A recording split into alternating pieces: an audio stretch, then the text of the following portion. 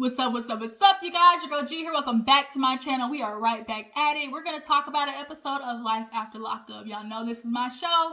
This ratchet ghetto families, woo child, the ghetto, as Wanda likes to say, the ghetto of it all. Like, this show honestly gets under my skin because nothing bothers me more than women dragging their children into shit, and watching Indy and Tayler do what they're doing. Like, it burns me up inside. You have no idea. But yeah, let's go ahead and get into the episode.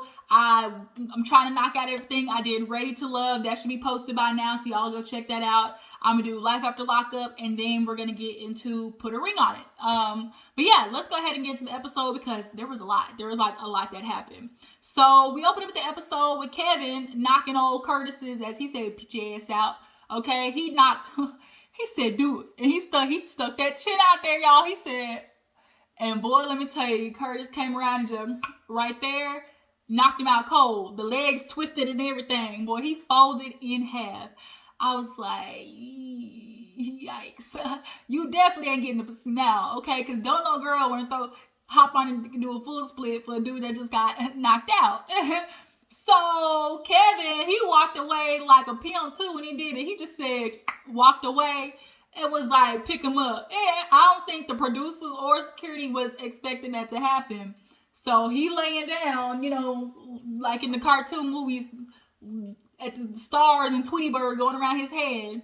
And Kevin gets in the car, and he was like, the nigga, he's like, he ain't sleep, he just faking. He ain't knocked out, he fake sleep. And they're trying to get Kevin to watch out, but he pulling out, he leaving. So Tiffany, the girl who caused the mess, is sitting in the car. What happened? What's going on? Girl, you started this mess. You playing two dudes. You got Kurtis, you know, and then you got Kevin. Kurtis and Kevin, okay, wreaking havoc on both their lives. And so they finally get Kurtis ass back up, and he's sitting there talking about what happened, what happened. And when he finally kind of came to, he's sitting there looking for Kevin. He long gone, bro. Ain't nothing. You don't go chasing after a dude who just knocked you out. He clinked his clock, all right, as Mike Ep said. You got knocked the fuck out. That was all we needed was Smokey. All we needed was Smokey to come on the goddamn screen and just say, you got knocked the fuck out.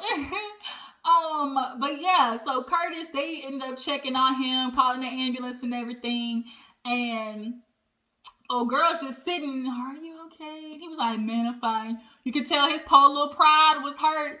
That poor, he tucked tail for sure after that. So, she's just kind of like, ease a hoe. She's low-key pulling a Homer Simpson when it comes to Kurtis. She said, because she wanted to stay away from Kevin because she was like, oh, he's a ladies' man, you know, I feel more safe with Kurtis. Then we see later on, he called his mom, was like, Mom, I might be going to jail. And so he's like basically let her know what happened. But Tiffany, she like pulled the okey doke on Kurtis because she's sitting down and Kurtis pulls up on her.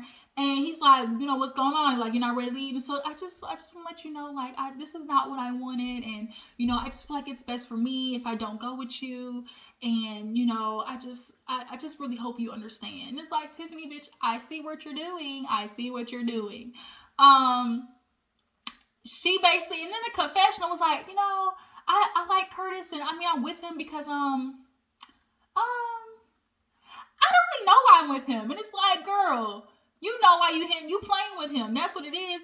Tiffany just picks men to basically vie for her to make herself feel better. Like, that's what that was. She likes the fact that she has men on the hook because Kurtis, like Kurtis said, she's always been like the popular girl in school. She was the popular kid. He was the dude, you know, that didn't really get her attention. Now she in jail, so she feel a little bad about herself. So she's got these men on a hook, you know, trying to basically boost her self-esteem. And so she's sitting down, you know, sent Kurtis on his way, decide, you know, to call Kevin up. And she hit Kevin with the soft voice of just like, where are you? I just really want to apologize. You know, this is not what I wanted. And Kevin, of course, is like, but man, you ain't seen homie over there to knock his bitch ass out, you know? And so she's like, And she was just like, we just have so much to talk about, and I just want to let you know, seeing you fight for me it just really put things into perspective.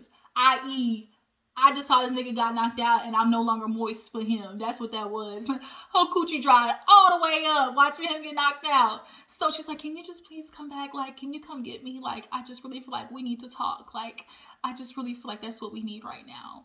And so Kevin, his dumb ass, gonna turn around and they gonna talk. But yeah, she's definitely playing the system. And she basically was like, oh, he like, Kevin, like, he can't get rid of me now. Like, the way she said it, like, she finds this entertaining, having dudes fight for her. So, Tiffany, I see you.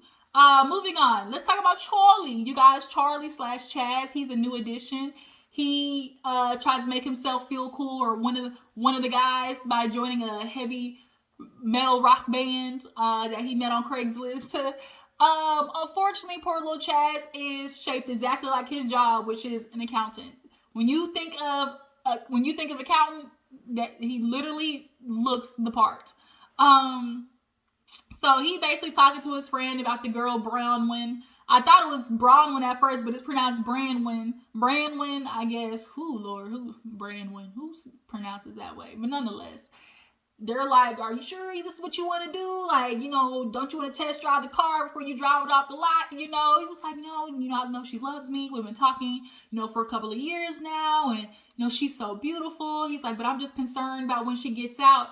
He's insecure AF because, unfortunately, on the spectrum of what we consider socially attractive, homie's all the way on that end. Like, on the not attractive side. He's 5'5". He might be able to get away with some of the stuff if he was 5'8". For a lot of girls, 5'8" is the cap of, of the short, like, of, how high or what's the height limit they'll go of, like, as far as shortness. Like, you gotta be 5'8" and up most of the times. But yeah, he 5'5" with glasses, no swag for nothing. Like, Polo Ting Ting. Every time I see him, I just think Polo Ting Ting. But yeah, so he's driving to get old girl out. So he drives to go see his sister, and they start talking, and this is where things get a little more interesting for old Charlie, for old Chazz. He just looks like a normal guy who fell in, like, got lonely and started searching on, jailmate.com. And, found a girl who will hopefully love him. Come to find out, this nigga been married 4 times. Uno, dos, tres, cuatro. Okay? 4 times. He tells his sister, because she's asking, like, oh, what's going on? Like, so you're going to move. Is she going to come down here? You're going to move up there? He was like, well, to make things a little bit easier, we're going to get married. And sister said, the fuck? Like, who's getting married? He was like, we're going to get married. She was like, brother, don't you think that's a little bit too fast? Well, we've been dating for 2 years. And this is where I get pissed off too, where people are like, oh, we've been together for 2 years. No, you've been talking to somebody, a pen pal, for 2 years. You are not really dating somebody until you are actively every day dealing with somebody's habits, dealing with this person in person. Like, get the fuck out of here with that logic. It don't make no sense. But he tells his sister that he want to get married to her. And she's like, bro, you've been married 4 times before. You know how this is about to end. And so he basically admitted, like, oh, I have the propensity to give love chances, or to just go out on a limb. And basically, the first wife, they weren't healthy together. The second wife, they fought all the time. The third wife, she was into some stuff that he didn't agree with, so I'm just going to assume that was criminal activity and drugs. And then the fourth one, she was all the way in the drugs and actually died messing with the opioids, okay? That's the white people drug of choice, them opioids, okay? Them pills, pushing pills, pushing pee, pushing pills.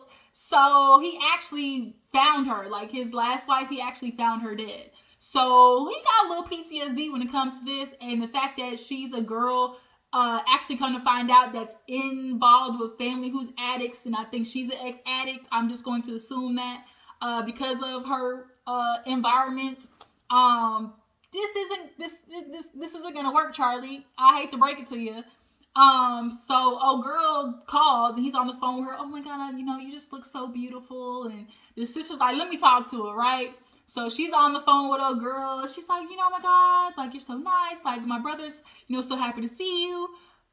But do you like my brother or not? Like the sister was right into it. She's like, do you really what do you see for my brother? And so she was like, I'm 40 years old. He's 55 and she's 40. And she's like, I've just really been looking for love. Like, I don't want to do this anymore. I'm ready to change my life.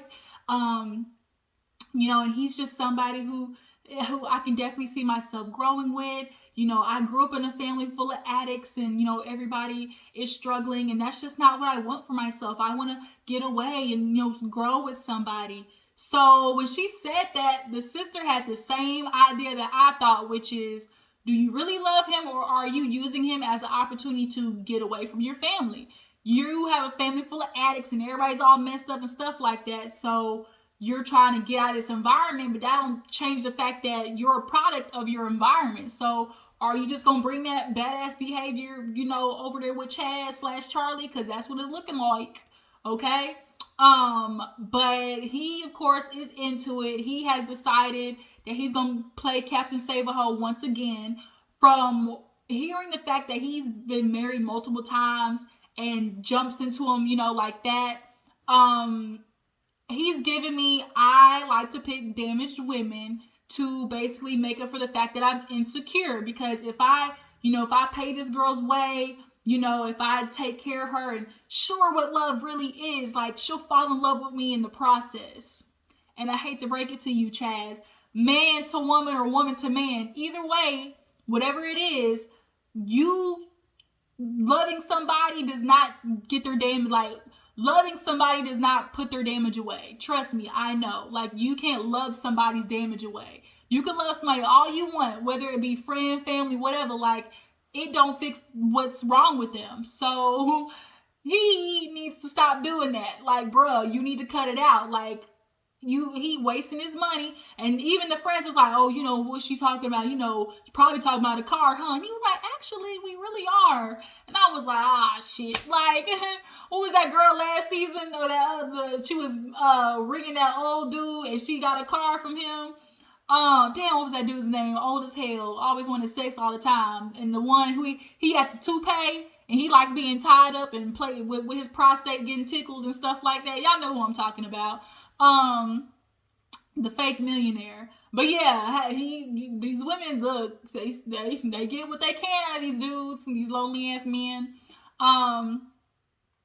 Charlie, I'm praying for you because this is a shit show in the making. Moving on. Kayla, real quick. Kayla and Martell. Can't trust no nigga named Martell. Speaking of Martell, did y'all see that Ariana and Martell was videoed? They just was posting videos of themselves just out at the concert and stuff. Girl, you look stupid. Clown City. But moving on, we'll talk about that when Love and Murder Chunks will come on tonight, and I'll do a review tomorrow. But Martell basically rolls up to the house and wants to act like ain't shit happened. And she's like, do you want to apologize? You're not just going to walk up here like you wasn't acting a dumb fool yesterday. And so I guess he figured instead of an apology, he was going to come home with whatever used as dining room table that he got from his family member, and brought it to her. And so she's looking at him like, yo, you was tripping because here it is. I'm working, figuring shit out for 13 years. I come and I make it happen, get an apartment, and you want to pick out some motherfucking crumbs in the stove? That's what you really want to do? Whether I got laundry or crumbs, don't ruin the moment. You were really trying to, basically he was finding a way to diminish her accomplishments. And I think he was doing that low-key out of, he was a hater. He was subconsciously hating on that.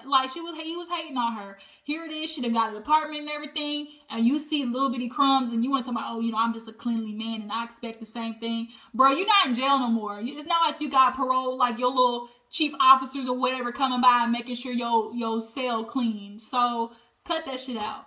But it's very obvious that he's a dude who does not like to apologize or admit when he's wrong. Can't stand people like that. People like that piss me off.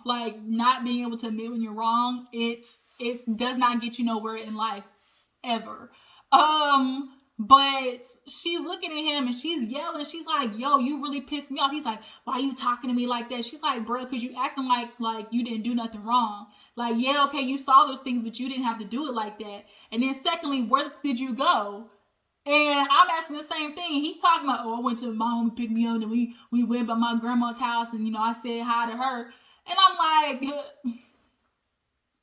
what your grandma look like? Do y'all believe he went to his grandma's house? Do y'all believe, drop in the comments, do y'all believe he went to his grandma's house?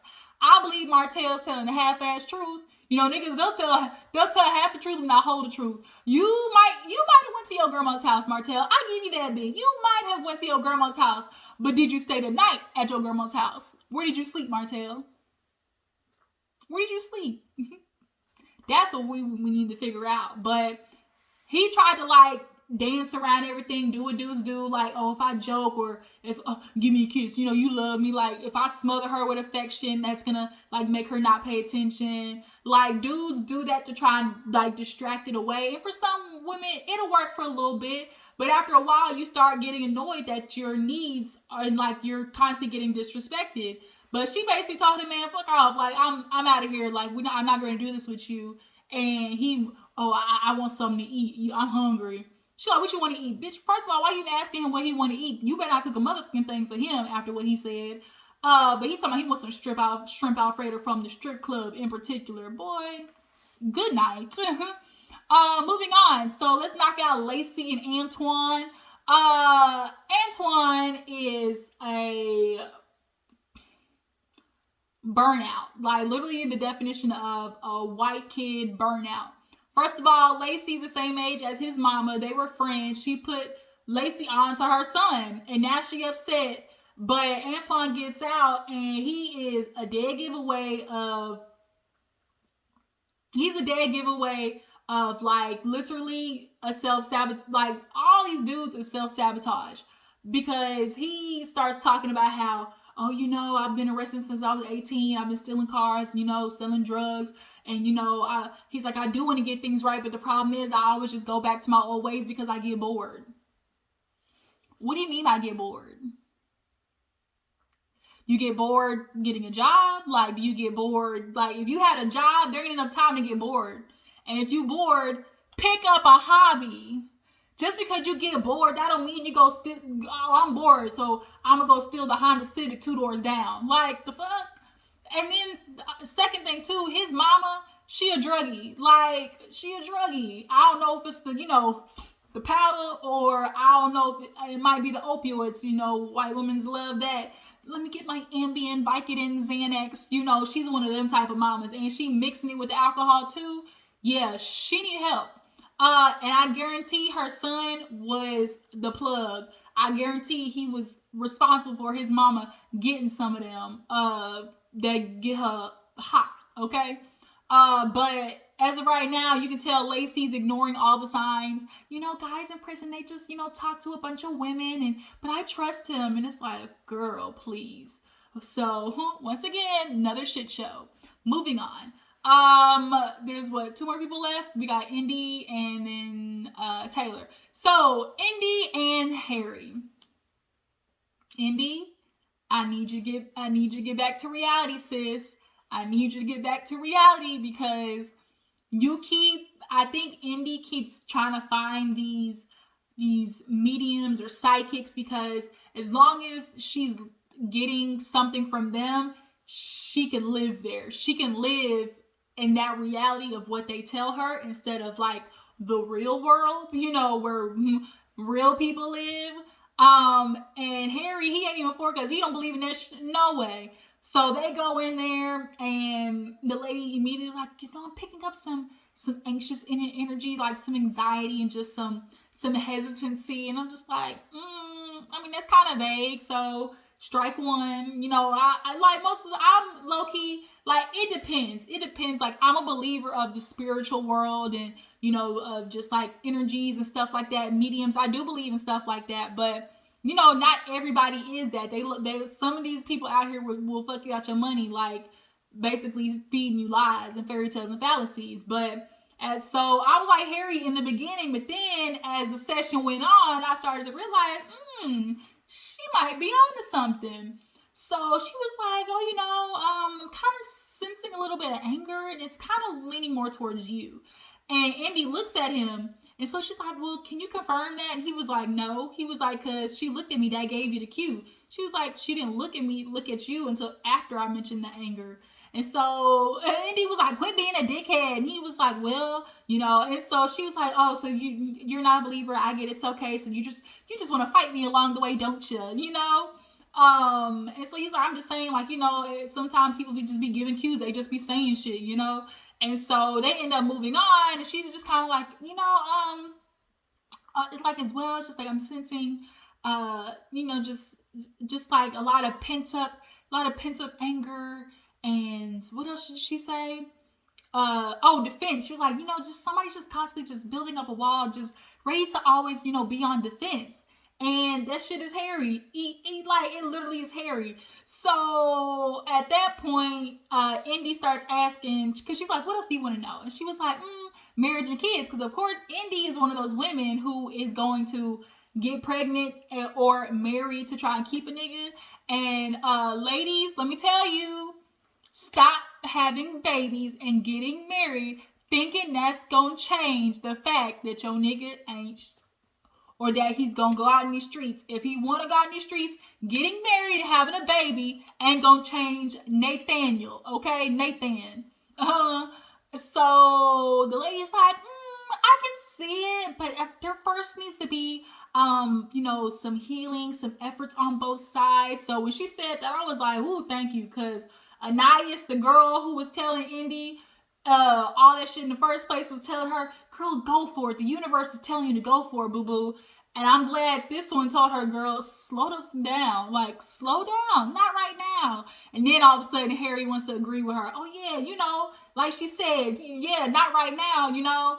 Now he want to like her. So they get done with the session, and the lady's like, you know, Harry, you know, once he gets done with a little bit of, how do I put this, healing, then maybe, you know, things will open up for him. And it's like, he definitely has a lot of trauma that needs to be fixed. So they get done, and he gets a little ring, and then he over there going, it's my PO. Hey, what's up, girl? Yeah, you know, I'm with my girl right now, but, you know, I could swing by. Okay, you know, now she over there, I walked away. And I'm like, who the fuck is this on the phone? I don't think it was Fatima, because it didn't sound like Fatima. Fatima had a different type of voice, so this is a new bitch. Like, this is another girl, or it might be the girl that he cheated on Anais with. But basically, Harry, he's like saying, like, I can't marry you. He's like, I can't marry you. You know, I can't marry you. You know, I don't know you. You know, we've been talking, you know, email and JPay, you know. I don't know you in person. I can't marry you. He's like, Andy feels like because I told her I want marriage and kids, that means, like, you know, yesterday. But if she gonna be with me, she gonna take it how it is. Like, whatever I give her, she gonna have to take. And I'm like, Harry is so fucking entitled. He's one of those dudes who got babied into entitlement. Like, he's been coddled all his whole life. He's got nothing but females in his family. He's been babied. And when you do that, in particular to guys, boys all the time, mama's boys, like, they get babied and they just turn out to feel like, you know, they just kind of like end up feeling like the world is supposed to always like figure out how to work for them. So just kind of like, Harry, this is not what this is, bruh. Harry has Fatima, and I could tell by how she sounded on the phone that she was a black girl, you know, she was black. So, but when they get to Harry's, you know, baby's mama house, she wasn't exactly what I thought. You know, it's okay. You know, I just wasn't expecting that. I just wasn't. But the daughter, beautiful. Daughter was beautiful. Mama had baby hair. Baby's hair was laid, okay?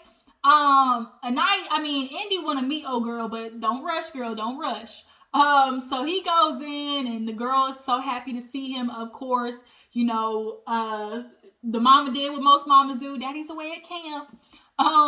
And so he's playing with her, but Fatima needs to get down to business and let Harry know, what you gonna do, bruh?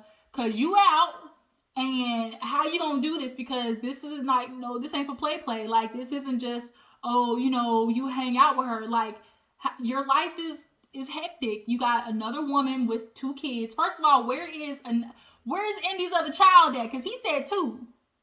I only see 1. Okay, I see Coco. Where the other one, Indy? Are you really that type of mama that's really out here ditching your kids? Like, I mean, I can already see you drag your child along now in your madness, but are you really ditching another kid? Like, girl, piss me off more. But she was like, I just don't want you just coming around like, it's like doctor's appointments, games, helping her with homework, picking out schools. Like, I think Harry has this idea of fatherhood just being, oh, let me be there and put her to bed and help her with her homework. Like a lot of you niggas do. Y'all become these drive-by ass daddies, okay? You feel like you're doing something because you tucked your child in at night, but you're not there for the everyday work. Then he had the nerve to sit there and ask, oh, can I get her for a couple of nights? Nigga, no. She was like, no, like so fast. Like he barely even got the question out. No. Because, bro, you just got out and I don't even know the bitch that you with. Like, get out of here. She's like, I don't even know who the girl is, So he's telling her, I'm gonna do it. I'm gonna figure it out. I ain't gonna let my girl get in the way. And he's like, I know it just sounds like I'm talking because she looking at him like, right. He's like, I know you looking at me, but I promise, I'm gonna be there for her. Can I at least come by if it's by myself, And so she's like, you can come by, but I need to meet old girl. And so I'm hoping when Indy and her meet, that it's not Indy trying to like be passive aggressive with her, to basically try to piss on her territory with Harry. Because Indy would do that. I think Fatima and Harry, I wonder how that story started. I kind of feel like this was a girl, like she was basically one of them big girls, because they be like, dudes be getting with the girls, who are a little more heavy set, who are bigger, and they be taking advantage of them and the fact that they want a dude, and he probably was in her, then they became friends with benefits. Their friends with benefits became ding dong baby, He said ex-girlfriend, no, so I don't know. Maybe she was just ex-girlfriend because she was offering him something and he had to put a title on it to make her happy. But moving on, last couple, Chance and Tayler. Tayler, I don't know if you pissed me off more or Indy, because Tayler, girl, Chance is one bad attitude away from backhanding the fuck out of you. And I see it. Like, I see it clear as day. Chance is a physical abuser. It's in there. Do y'all see it? Because I do. Like, I see it. But they basically have Bobby watch the girls so they can go get it on the back seat. They can go fuck it out in the parking lot somewhere. Go bang in the back seat. And so they get back and the girls is jumping all over the couch and pillows everywhere and shit. So they like, where's Bobby? I feel like Bobby did what most people do. Hey, cut that out. What you doing in there? Hey, don't you make me come out there. Hey, do I need to whoop ass? Like, do I need to bring out the belt? Like, you ain't got to be around the kid all the time. Like, but hey, look, cut it out now. Do I need to put you in timeout? Like, you just yell through the door. Hey, cut that shit out. So, Chance has been looking for any reason to get Bobby at the house. Like, any reason. And so it's very tense. And now Taylor's sitting there like, Chance is overreacting. With her voice, I just feel like Chance is overreacting. And, I just really get just like my sister Bobby, she's going to live here and she helps a lot, And so he's like, well, she ain't helping that much, What if something would have happened to your daughters? But that would have been on you. Like, he trying to guilt her. And so one of the daughters is sitting there. First of all, your daughter's as bad as fuck, I can tell. Clearly, you ain't whooping ass enough. Like, or not, it ain't got to be whooping, but like, they ass need to get popped, okay? But the daughter told Chance, like, Chance, this is mommy's house, she tells us what to do. And so Chance is like, oh, so I guess I need to buy my own house so I can be able to tell y'all what to do. And Taylor's kind of standing there and she hears it. And so she's like, are you done? He's like, are you done? And so she's like, oh my gosh. And so he walks away and he does this thing where like he gets upset so it affects her mood. And like a lot of dudes do this where it's like, if I get upset and I stonewall her, then the girl basically doing everything she can to like appease him, to make him feel better. Like, I don't want him mad at me, so I gotta do whatever possible so he's not mad at me, right? And so I see that's what's happening with Tayler. So they go in the room and he's like, oh my gosh, like your sister Bobby, like she's not even any freaking help. Like what if something happened? You know, she's in her room and, you know, here it is. You're, you know, do I need to get my own house? You feeling like, oh, this is my house. Whatever I say goes. Yeah, Chance, you've been here all of what, 2 weeks? And you want to sit here and think that you got some say in my house, nigga? But until your name is on the dotted line, what I say go. Period. Point blank in the story. So Bobby hears, and she said something slick. I didn't hear, but she said something slick and then slammed the door, and come to find out, she ends up leaving. So Chance, when he get upset, he was like, oh, your daughter. She's like, a 5-year-old said it, not me. Oh, so your daughter tells you what to do now? And so it's just kind of like Chance is always finding a way to point out how she's not doing her job, how he can do it better. You know, it's just like I'm telling you, y'all, we gonna find out that he backhanded the fuck out of her one day, and he's, oh my, I'm so sorry. You know, the abuse and love cycle. I see it. And she can see it too. She's like, this is not what I expected. Like, this is not, I just wanted it to be a perfect story. And it's not. From the preview next week, it's looking like Bobby and him get into it, or the sister want to move out. And that's basically what Chance has been fighting for. So that was the end of the episode, you guys. Tell me how you feel about life after lockup.